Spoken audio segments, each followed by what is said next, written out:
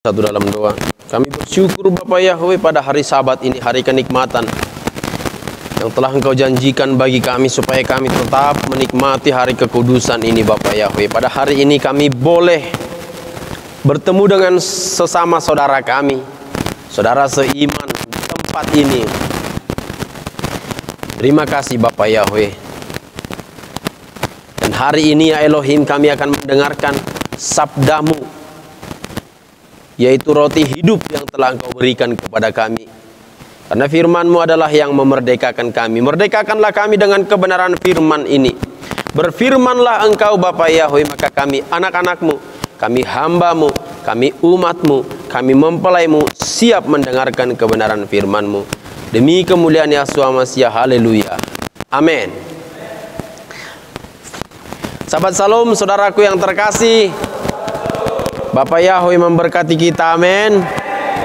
Pada hari Sabat ini, hari yang luar biasa ini, layaklah kita bersyukur kepada Elohim karena kita masih bernafas, seluruh tubuh kita masih lengkap, dan pada hari ini kita masih menikmati udara segar yang telah diberikan Yahweh Elohim. Amin.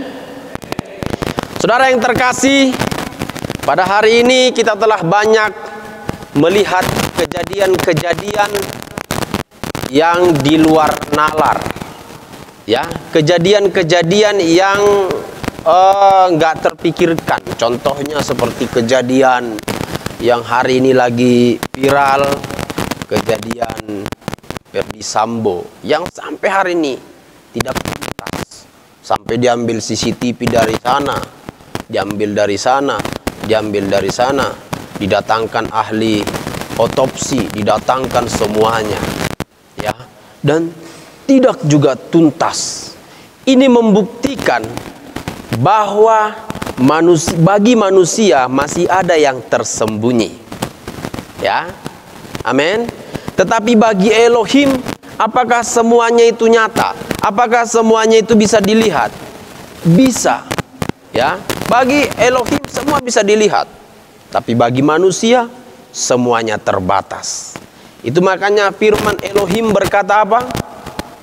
Kemuliaan Elohim adalah merahasiakan segala sesuatu, dan kemuliaan raja-raja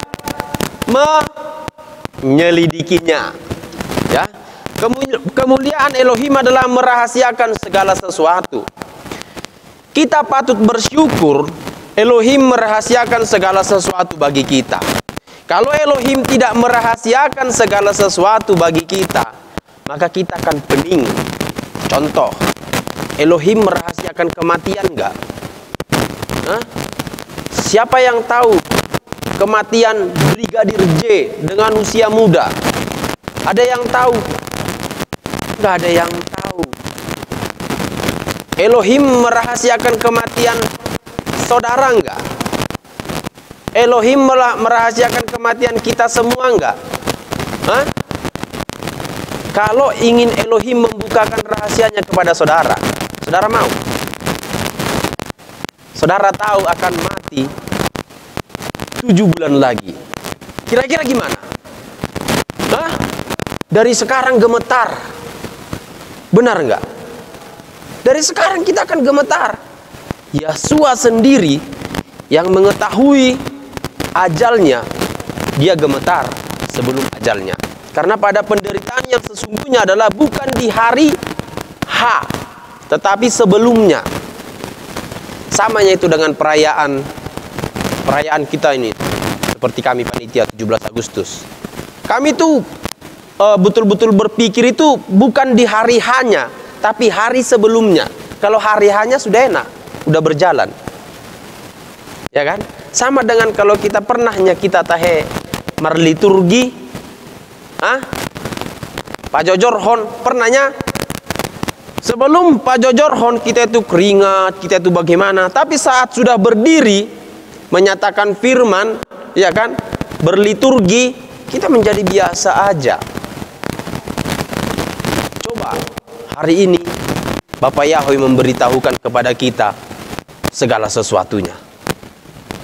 Kita bersyukur adalah, saya menjadi bersyukur karena saya manusia yang terbatas. Coba saya manusia yang selalu tahu yang Elohim percayakan. Contohnya, Elohim beritahu kepada saya kematian orang tua saya. Contoh ini. Apa enggak ngeri? Ngeri enggak? Ngeri.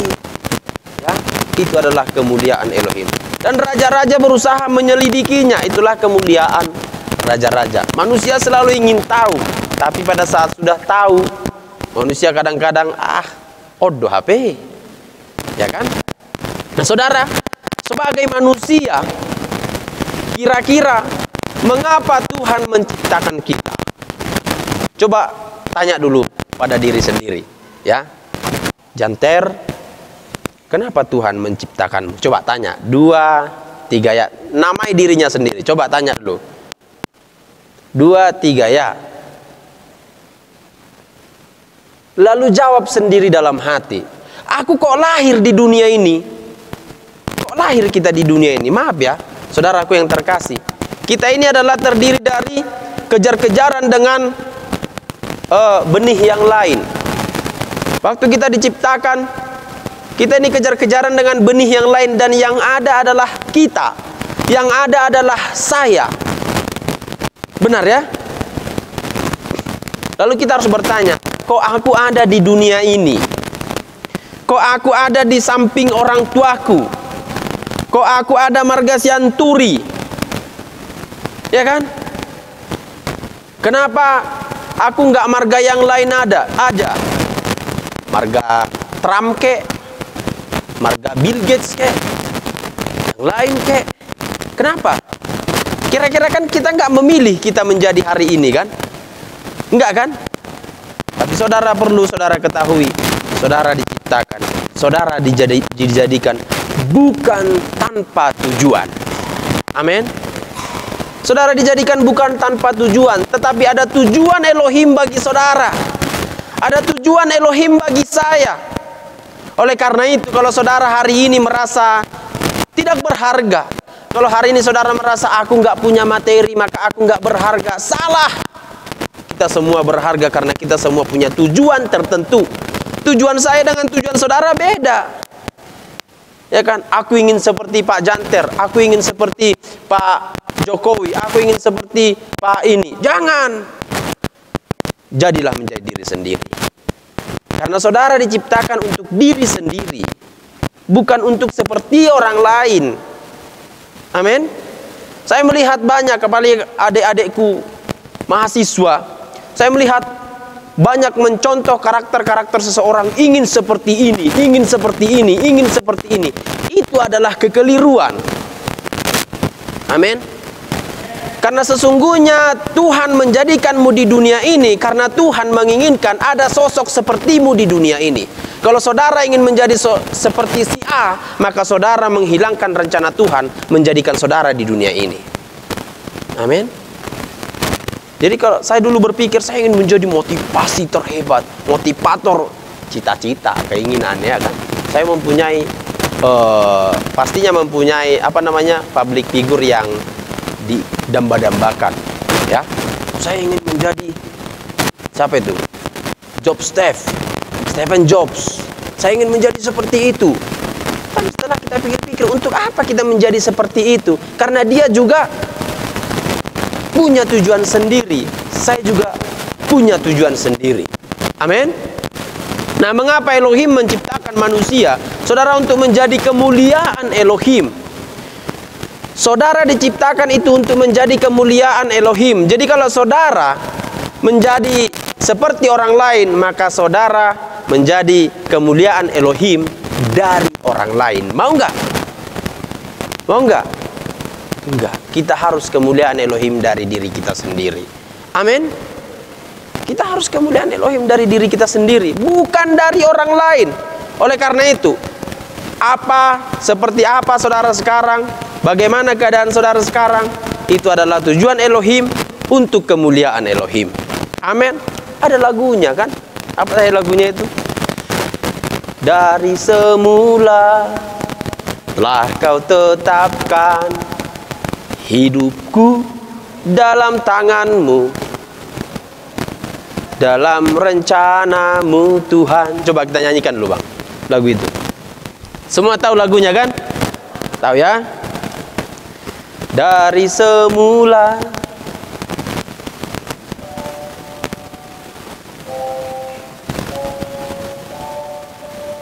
satu bait aja biar cepat, tapi diulang-ulang.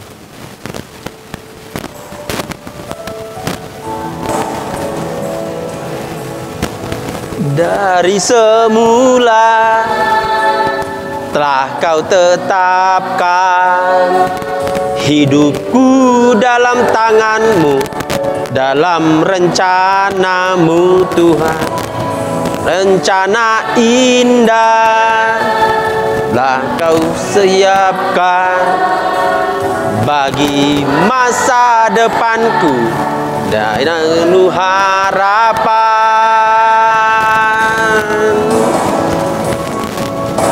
Semua baik, semua baik, apa yang telah kau perbuat di dalam hidupku. Semua baik, sungguh teramat baik, kau jadikan hidupku berarti. Kau jadikan hidupku berarti. Amin.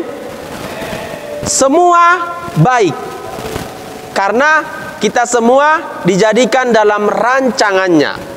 Ya, saudara percaya hari ini adalah rancangan Tuhan bagi saudara? Amin. Saudara punya masalah hari ini? Punya. Saudara percaya itu juga baik? Ya.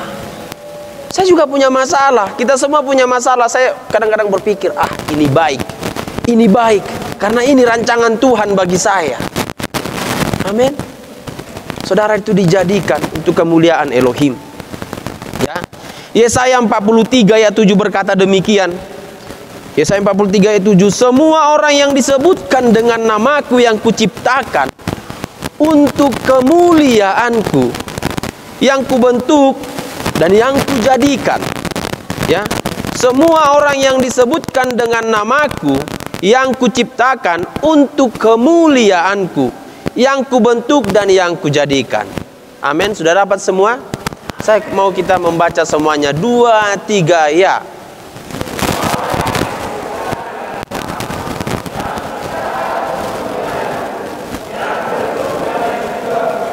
Ya. Kalau kita mempelajari struktur DNA manusia, saudara, dalam kromosom manusia ini terdapat nama Yahweh. Ini, di tubuh kita ini ada nama Yahweh. Saya baru percaya hari ini. Banyak orang menyelidiki, ternyata di tubuh manusia, di kromosom manusia ada nama Yahweh. Hari ini firman-Nya berkata, semua yang disebutkan dengan namaku, ya, semua orang yang disebutkan dengan namaku, kata firman Bapa Yahweh, bukan semua hewan, bukan semua benda, tetapi semua orang. Siapa yang orang di sini? Kita semua orang disebutkan dengan nama Yahweh. Kita bersyukur kita memanggil nama yang tepat, karena nama Yahweh ada dalam tubuh kita, dalam ciptaannya ini. Ya, dipanggil, yang diciptakan untuk kemuliaan Yahweh, yang dibentuk, yang juga dijadikan. Ya, jadi saya yakin, saya sangat percaya waktu Bapa Yahweh menciptakan Adam, Dia itu menyisipkan nama Yahweh dalam tubuh Adam. Saya percaya itu. Dia menyisipkan namanya dalam tubuh Adam. Saya sangat percaya itu. Karena firman jelas berkata, semua yang diciptakan dengan namanya untuk kemuliaannya. Jadi hari ini saudara, saudara diciptakan untuk kemuliaannya. Amin. Ya. Apalagi yang menjadi bukti bahwa kita diciptakan sebagai kemuliaan Elohim. Efesus 1 ayat 11 berkata begini, aku katakan di dalam Hamasiah, Karena di dalam Dialah kami mendapat bagian yang dijanjikan. Kami yang dari semula ditentukan untuk menerima bagian itu sesuai dengan maksud Elohim, yang di dalam segala sesuatu bekerja menurut keputusan kehendaknya, supaya kami yang sebelumnya menaruh harapan pada Hamasia boleh menjadi puji-pujian bagi Elohim. Kita ini harus menjadi puji-pujian bagi Elohim. Itu makanya Paulus berkata begini, kamu adalah surat yang terbuka. Karena orang melihat kita, maka orang akan memuji Elohim. Dan semua yang tindakan kita, semua kelakuan kita, semua pikiran kita, marilah kita tujukan itu untuk kemuliaan Elohim. Ya, kalau kita bertindak itu seperti menyeleweng dari Elohim, langsung kita berpikir, apakah ini untuk kemuliaan Elohim, atau untuk kemuliaanku, atau untuk memuaskan nafsuku saja. Amin. Haleluya. Jadi semua yang diciptakan, termasuk hari ini saudara, termasuk hari ini saudara hadir di sini, adalah untuk kemuliaan Elohim. Amin. Amin. Apalagi dikatakan sebagai bukti bahwa kita hidup untuk kemuliaan Elohim. Di Wahyu 4 ayat 11 berkata begini, "Ya Tuhan dan Elohim kami, Engkau layak menerima puji-pujian dan hormat dan kuasa, sebab Engkau telah menciptakan segala sesuatu, dan oleh karena kehendak-Mu semuanya itu ada." Oleh karena kehendak-Mu semuanya itu ada. Apakah semuanya ini? Termasuk problem saudara hari ini. Itu oleh karena kehendak Elohim. Amin. Kalau kita berkata problem ini datang dari si jahat, problem ini datang dari ini, maka kita akan menjadi orang yang paling menderita. Tapi kalau kita berkata ini juga kehendak-Mu, maka karena itu kehendaknya, ya, karena kehendak-Mu semuanya itu ada dan diciptakan untuk kemuliaan Elohim. Saudara, jemaat kami yang di sini, jemaat kita semuanya, umat Elohim, kalau hari ini logo Niari, ya kan? Oleh Hutanami sonari logo Niari, selalu minta doa dari kampung. Doakan dulu biar hujan, doakan dulu biar hujan. Kita tetap berdoa. Kita boleh merancang, kita boleh meminta, tapi rancangan Elohim lah yang jadi. Amin. Untuk kemuliaan Elohim. Kalau hari ini logo Niari, hari ini saudara tidak punya panen, maka saudara berkata begini, ini juga kehendak-Mu Elohim. Amin. Amin. Kalau kita selalu bersungut, aduh bagaimana ini, aduh bagaimana ini, yang ada kita mempunyai rasa sakit sendiri, yang ada kita mempunyai kekhawatiran sendiri. Tapi jelas firman berkata, termasuk semuanya yang terjadi dalam Wahyu, ya kan? Dan oleh karena kehendak-Mu semuanya itu ada, ya, termasuk teman-teman saudara yang di samping saudara. Jangan langsung kita berkata, nggak cocok ini jadi teman, ya kan? Kalau tim disuruh PPL, nggak cocok ini jadi teman. Siapa bilang nggak cocok jadi teman? Saudara, kadang-kadang kita selalu berkata, dia selalu menyakitiku. Tuhan, bagaimana ini? Loh, kita juga harus sadar, siapa tahu kita dulu juga pernah menyakiti yang lain. Ya, kita juga harus sadar, saudaraku yang terkasih, karena kita ini adalah makhluk yang sosial, yang selalu berjumpa, bergesekan, berpandangan dengan orang lain. Tidak semua hal, saudaraku yang terkasih, untuk kemuliaan Elohim, tidak semua hal di dunia ini harus sesuai dengan kehendak kita. Tidak semua hal di dunia ini harus sesuai dengan kehendakku. Selaku aku yang menjadi pemimpin di tempat ini, tidak semua hal keinginan saudara harus jadi keinginanku. Tidak semua keinginan saudara harus kuturuti juga, ya kan? Karena saudara, di luar dari diri saya tidak bisa mengontrol siapapun, termasuk istri saya. Benar enggak? Benar. Karena saya hanya bisa mengontrol jiwa saya, tubuh saya. Ya, iya, hanya itu yang bisa kita kontrol. Maka oleh karena itu, kontrollah diri kita untuk kemuliaan Elohim. Amin. Kalau seseorang langsung kita tidak suka, misalnya Contohnya langsung kita mengontrol diri kita dengan emosi, jangan. Langsung kita mengambil dengan sakit hati, jangan. Karena kalau kita sakit hati itu membuktikan bahwa itu bukan untuk kemuliaan Elohim. Karena tidak ada orang datang kepada Elohim menjadikan sakit hatinya untuk kemuliaan Elohim. Tidak ada. Tidak ada orang menjadikan sakit hatinya untuk kemuliaan Elohim. Ada enggak? Kira-kira kalau saudara sakit hati kepada siapapun di dunia ini, kira-kira itu untuk kemuliaan Elohim? Hah? Tidak. Ya, kita semua di sini pasti pernah sakit hati. Saya juga pernah sakit hati. Sama siapapun pernah juga sakit hati. Tapi saya berpikir, apakah sakit hati saya ini akan membawa saya lebih down lagi, lebih tertekan lagi? Karena orang tertekan tidak akan mendapatkan kemurahan Elohim. Karena orang tertekan tidak akan menjadikan dirinya untuk kemuliaan Elohim. Maka saat saudara mengalami situasi-situasi yang rumit, maka berkatalah, Tuhan, ini juga kehendak-Mu. Karena firman jelas, ya. Di 1 Korintus 10 ayat 31 berkata, Aku menjawab, jika engkau makan, 1 Korintus 10 ayat 31, jika engkau makan, atau jika engkau minum, atau jika engkau melakukan segala sesuatu, lakukanlah semuanya itu untuk kemuliaan Elohim. Kalau engkau makan, lakukan untuk kemuliaan Elohim. Kalau saudara makan, terbuang-buang nasinya di asrama, tidak peduli karena bukan saudara yang membelikannya, karena bukan saudara yang menyediakannya, maka itu melanggar ketentuan Elohim. Karena jelas Elohim berfirman, lakukanlah makan untuk kemuliaan Elohim. 1 Korintus 10 ayat 31. Ya. Jadi kalau hari ini saudara terbuang-buang nasinya di asrama, jangan lagi terulang kejadian-kejadian dahulu. Diambil banyak, dimakan sedikit. Itu karena kita tidak membelinya. Kalau kita udah membelinya nanti, kita udah berumah tangga, kita berpikir, aduh sayang kali ini.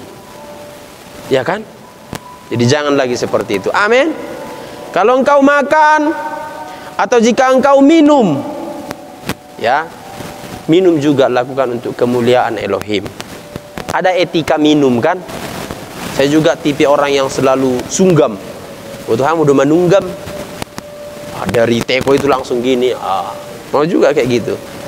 Hah? Tapi hari ini firman berkata, kalau engkau minum lakukan untuk kemuliaan Elohim. Apakah kita melakukan kemuliaan Elohim dengan dak gitu? Bukan. Ya, minumlah dengan cara yang sopan juga adalah kemuliaan Elohim. Atau melakukan segala sesuatu, lakukanlah semuanya itu untuk kemuliaan Elohim. 1 Korintus 10 ayat 31. Segala sesuatu, ya, segala sesuatu, termasuk memperlakukan siapapun, baik orang yang paling rendah dan orang yang paling tinggi. Ya, saya juga kadang menyadari, sering saya melakukan untuk kemuliaan Elohim adalah orang yang paling tinggi daripada saya. Maka kita harus belajar dari sekarang. Oh, orang yang paling rendah juga harus kita melakukannya untuk kemuliaan Elohim. Amin. Bersikap seperti apa? Bagaimana kita menyambut Elohim, demikian kita menyambutnya. Ya, kita bersyukur pada juru selamat kita, Yahshua. Dia tidak hanya menyambut ahli Farisi, dia tidak hanya menyambut ahli Taurat, tetapi dia juga menyambut pelacur. Itu sebabnya Farisi berkata, "Cemananya ini duduk bersama orang-orang yang berdosa." Ya, hari ini juga, saudara, jangan kita menjadi pemisah dalam pelayanan. Ya, kita harus duduk bersama siapapun itu, dan kita harus menjadi terang. Amin. Lalu saudaraku yang terkasih, kira-kira bagaimana cara Elohim menggiring kita supaya kita melakukan kemuliaannya? Salah satu kemuliaan Elohim yang terjadi adalah saat sampainya bangsa Israel kepada tanah perjanjian. Ya, kemuliaannya apa? Kemuliaannya berkata, Musa bawa keluar bangsa itu sampai ke tanah perjanjian. Itu kan sudah janjinya, ya. Elohim kan adalah Elohim yang menepati janji. Pada saat di Kejadian dia berkata, tumitnya akan meremukkan engkau. Artinya anak-anak manusia akan bermusuhan dengan anak-anak iblis, anak-anak setan, ya. Dan itu terjadi. Untuk menggenapi janjinya, Elohim berkata, Musa, bawa itu bangsa kepada tanah perjanjian. Kira-kira ini supaya janji itu tergenapi dan supaya Elohim tidak pusing. Kita taruhlah dulu Elohim bekerja kan, tidak pusing. Bisa nggak dalam waktu 2 hari bangsa Israel keluar dari tanah Mesir? Hah? Kira-kira bisa nggak? Diangkut Elohim seperti di film itu kan, diangkut bumi naik ke atas, ya kan? Diangkut aja Gosen itu, dibawa Elohim sampai ke tanah perjanjian. Bisa nggak kira-kira? Bisa. Tetapi itu bukanlah cara Elohim untuk membawa manusia itu, untuk menggiring manusia itu. Caranya adalah dengan menuntunnya. Apabila salah, dengan mengarahkannya, ya, dengan mengarahkannya. Supaya apa? Supaya sesuai dengan jalurnya. Amin. Nah, kira-kira kita sekarang apakah sudah menjadi jalur datang kepada Tuhan dengan jalur Tuhan? Ya. Lalu bagaimana cara Tuhan? Lihat. Karena manusia adalah untuk kemuliaan Elohim, Tuhan juga menjanjikan dalam Yesaya 55 ayat 8, sebab rancanganku bukanlah rancanganmu dan jalanmu bukanlah jalanku, demikian firman Yahweh. Seperti tingginya langit dari bumi, demikianlah tingginya jalanku dari jalanmu dan rancanganku dari rancanganmu. Sekarang kita sudah tahu bahwa kita adalah dijadikan untuk kemuliaan Elohim, tetapi bukan karena konsep pikir kita menjadikan kita untuk kemuliaan Elohim. Maksudnya gini, aku beginilah supaya untuk kemuliaan Elohim. Tidak. Karena rancangannya sendirilah untuk kita, menjadikan kita kemuliaan Elohim. Amin. Harus rancangannya. Kalau kita berkata, aku di sinilah, ini kan pelayanan juga, aku di sinilah, ini kan melayani juga. Kita nggak tahu, semuanya harus rancangan Elohim. Firman Tuhan jelas berkata, rancanganku, rancangan manusia, bukan rancangan Tuhan. Amin. Rancangan manusia bukan rancangan Tuhan. Oleh karena itu, ikutilah rancangan Elohim. Amin. Ikuti rancangan yang ada padamu. Ya. Apalagi dikatakan di sini, saudara, rancangan Tuhan bukan rancangan manusia. Planningnya Tuhan bukan planningnya manusia. Makanya saudara, kalau planning kita gagal, jangan langsung kita ambil, aduh gagal aku gagal. Jangan. Sebab belum tentu itu yang terbaik. Karena dari Tuhan kita nggak ada yang tahu. Nggak ada yang tahu saudara. Ya, nggak ada yang tahu kita dari Tuhan. Bagaimana hari esok nggak ada yang tahu. Ya, saudara yang terkasih. Saudara, lalu bagaimana cara Tuhan untuk merancang kita, untuk membawa kita kepada jalannya? Tidak enak saudara. Cara Tuhan membawa Musa tidak enak. Cara Tuhan membawa Yosua tidak enak. Cara Tuhan membawa Abraham juga tidak enak. Membawa bangsa Israel juga tidak enak. Berulang kali bangsa Israel mengalami pencobaan di padang gurun, tidak enak. Lalu hari ini kita ingin sampai kepada Tuhan dengan cara yang enak. Tidak. Ya, kita harus berpikir sesuai dengan konsep Tuhan. Amin. Apa konsep Tuhan? Lakukanlah, pikirkanlah segala sesuatu, lihatlah segala sesuatu yang sedap didengar. Pikirkan pikiran surga. Karena apa saudara? Karena yang terlihat baik belum tentu benar. Ya, Matius 16 ayat 23. Apa itu dikatakan? Coba kita buka Matius 16 ayat 23. Kita baca bersama-sama 2-3 ya. Maka Yosua berpaling dan berkata kepada Petrus, "Enyahlah iblis. Engkau suatu batu sandungan bagiku, sebab engkau bukan memikirkan apa yang dipikirkan, Elohim, melainkan apa yang dipikirkan manusia. Bayangkan saudara, Petrus yang membela Yesua justru udah dibela, justru dienyah-enyahkan. Ibaratnya gini, sehatlah, mau contohnya saudara sehat mau ke sana. Saya mau ke sana. Udah diancam ini, ya kan? Lalu saya bilang, "Oh jangan, aku ada ini, Bang Sehat untukmu."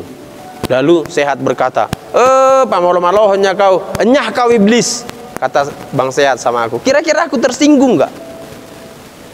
Lihat Petrus, waktu Yesua berkata begini, "Ntar lagi aku mau dibunuh ini." Apa kata Petrus? "Oh, jangan, ada aku Tuhan di sampingmu, ada aku yang selalu melindungimu." Ya kan, namanya Petrus. Ya kan, ada aku ini. Ya. Lalu apa kata Yesua? "Enyah kau iblis." Bayangkan, kita dibela, justru kita dipojokkan. Kita yang membela, kita dipojokkan. Lalu kalau Petrus sakit hati, dia tidak akan bertobat. Ya kan? Dan Tuhan jelas berkata, "Enyah kau iblis, sebab kau memikirkan bukan yang dipikirkan Elohim." Jadi mulai sekarang coba kita berpikir dulu. Kalau kita ingin melakukan segala sesuatu, kalau kita ingin bertindak memutuskan segala sesuatu, kalau kita ingin, PPL, aku harus sama si ini, aku harus sama si itu. Ya kan? Seperti itunya kita kan? Kita memilih-milih siapa teman kita. Apakah itu yang dipikirkan Elohim atau yang dipikirkan manusia? Ya. Aku harus begini, maka aku mau melayani. Aku harus begini, maka aku bersedia. Aku harus begini, maka aku siap. Ada yang seperti itu. Ya. Dalam pelayanan banyak tuntutan. Aku harus begini dulu, aku harus seperti ini dulu. Padahal kita sudah punya modal yang sangat luar biasa. 2 tangan, 2 kaki, 2 mata, 2 telinga. Ya kan? Itu modal yang luar biasa. Ada orang tidak lengkap itu. Ya. Walaupun tidak lengkap itu, tapi ada orang juga yang tidak lengkap itu, menjadikan itu menjadi pelayanan. Amin. Haleluya. Lalu apa lagi dikatakan? Kita lihat di sini. Tadi yang terlihat baik belum tentu benar. Ya, jadi yang terlihat baik saudara-saudara belum tentu benar. Tapi yang benar sudah pasti baik. Kalau saya terlihat baik, saya belum tentu orang benar.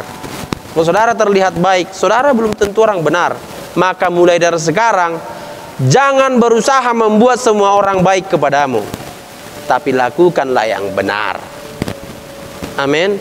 Karena nggak akan bisa kita berusaha membuat semua orang baik kepada kita, nggak akan bisa.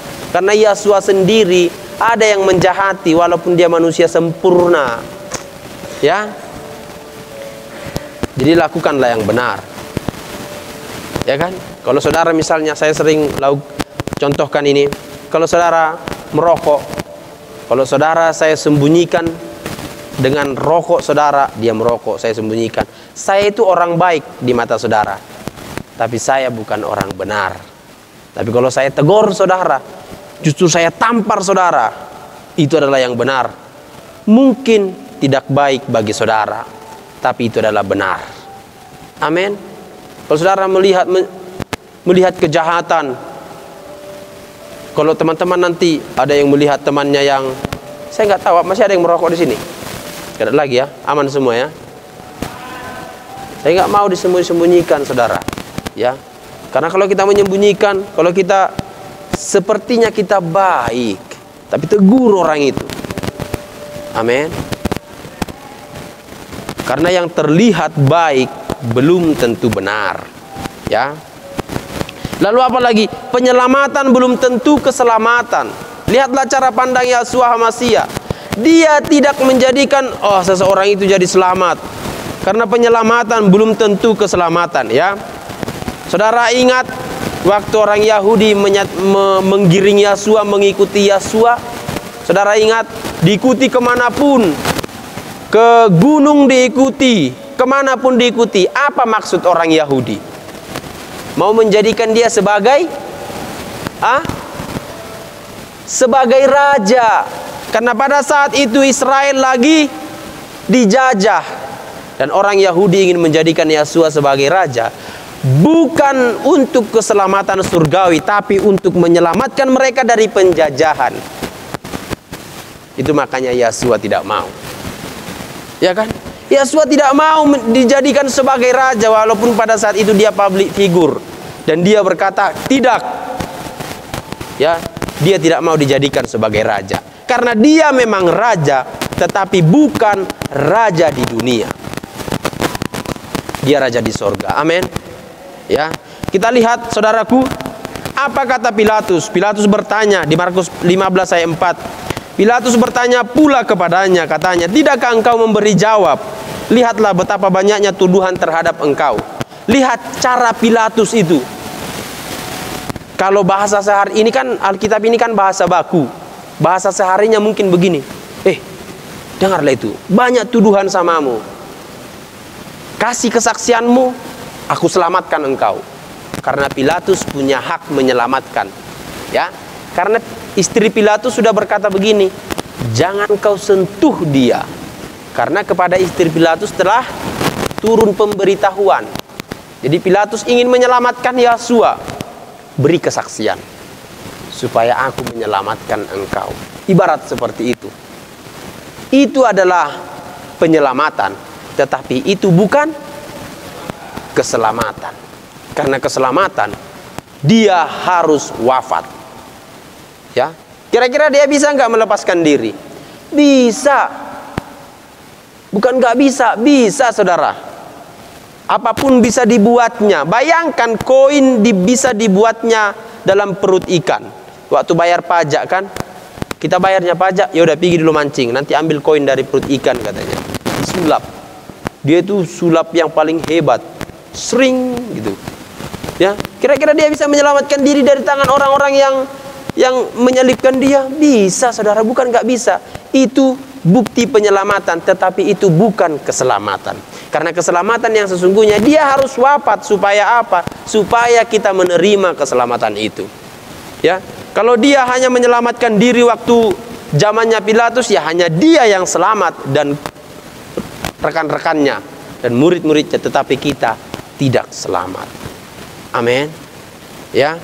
Jadi penyelamatan belum tentu keselamatan. Saya mau bilang kepada saudara, kalau saudara lagi pusing, kalau saudara lagi depresi, apalagi ini anak-anak muda, jangan sekali-sekali depresi dengan membawa pelampiasan kepada minuman-minuman keras. Jangan membawa ada orang gini, supaya tenang dulu pikiranku, minum-minum keras, melakukan pergi ke tempat-tempat yang aneh. Jangan, ya, karena itu mungkin penyelamatan sementara, tapi itu bukan keselamatan. Amin. Ya, saya mau bilang saudara, banyak orang yang karena depresi bunuh diri. Itu penyelamatan sementara, tapi itu bukan keselamatan. Dia hanya untuk menghilangkan masalah itu. Terlalu, semua orang punya masalah. Belum tentu masalah kita lebih besar daripada masalah orang lain.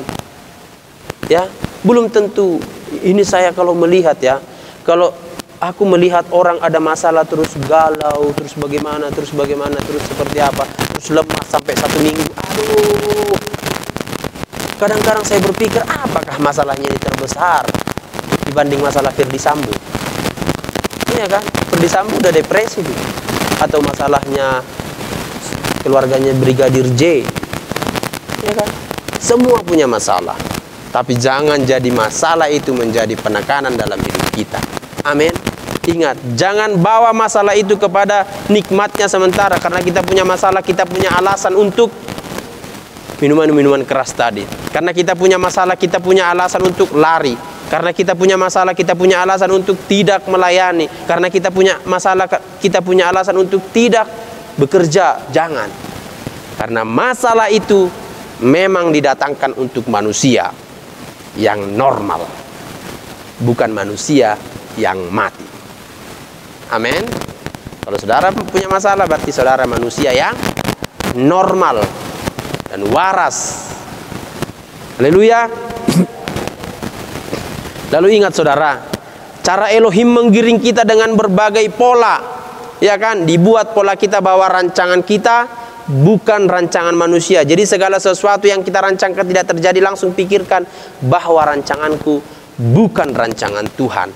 Ingat lagi saudaraku, segala yang terjadi di dunia ini jangan ambil pintas, karena penyelamatan belum tentu keselamatan. Segala sesuatu jangan dianggap pantas. Jangan ambil jalan pintas, karena jalan pintas tidak selalu pantas. Ya, jalan pintas tidak selalu pantas. Jangan.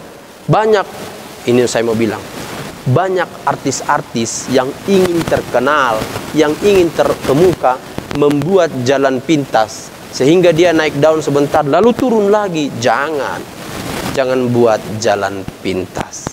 Amin. Ya, untuk kita juga nanti pada saat kalau adik-adik lagi ujian, untuk jalan pintas supaya nilainya tinggi, nyontek. Jangan. Ya, dulu kami gitu juga sih waktu angkatan pertama, nyontek. Tapi rupanya nilai tinggi itu tetap juga megang babat. Ya kan? Penting kita punya pengetahuan. Amin. Bukan punya nilai tinggi. Yang penting kita punya pengetahuan dan karakter, bukan nilai tinggi. Haleluya. Ya. Lalu saudaraku yang terkasih, inilah cara Tuhan. Saya suka sekali ayat ini. Minggu lalu juga saya kasih ini kepada jemaat di bawah, di Yesaya 7 ayat 4. Ayat inilah sekarang yang menjadi ayat kesukaanku. Ya. Yesaya 7 ayat 4.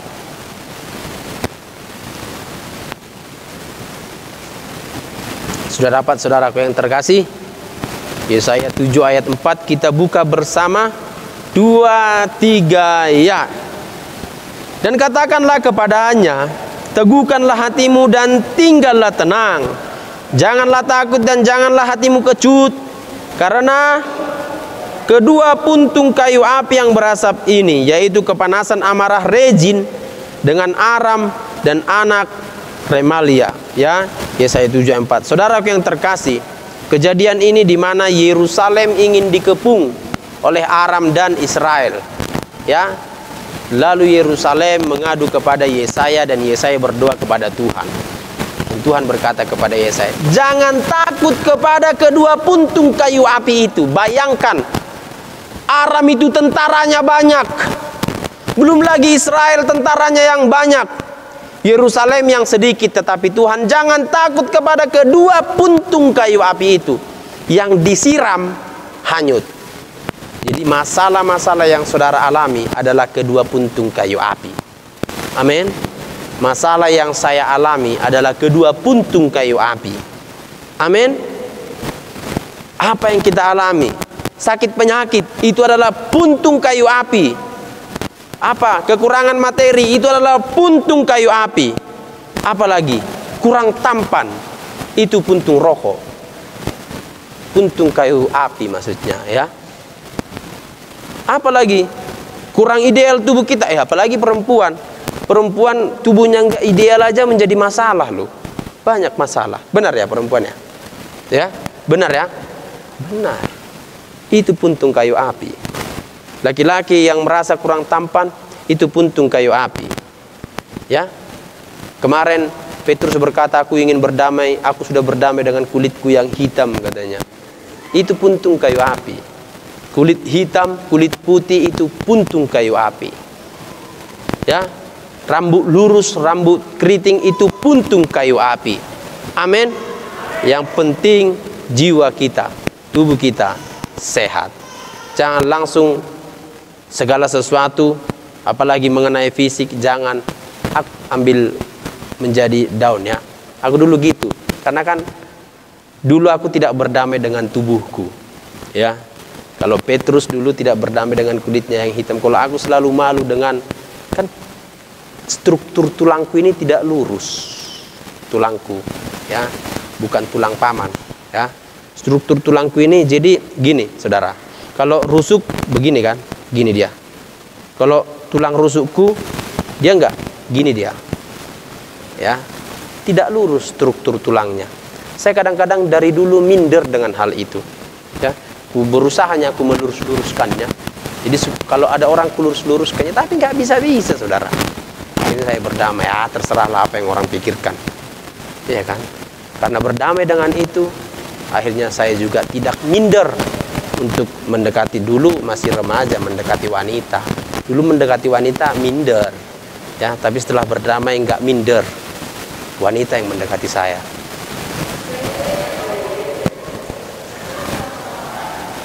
Untuk minta semua yang kuminta sama mereka. Ya, jadi saudaraku yang terkasih, semua masalah yang ada pada saudara itu adalah puntung kayu api. Semua hal yang terjadi kepada saudara adalah puntung kayu api.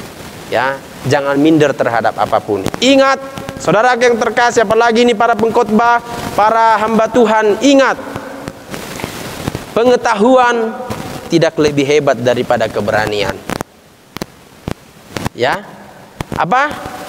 Pengetahuan tidak lebih hebat daripada keberanian.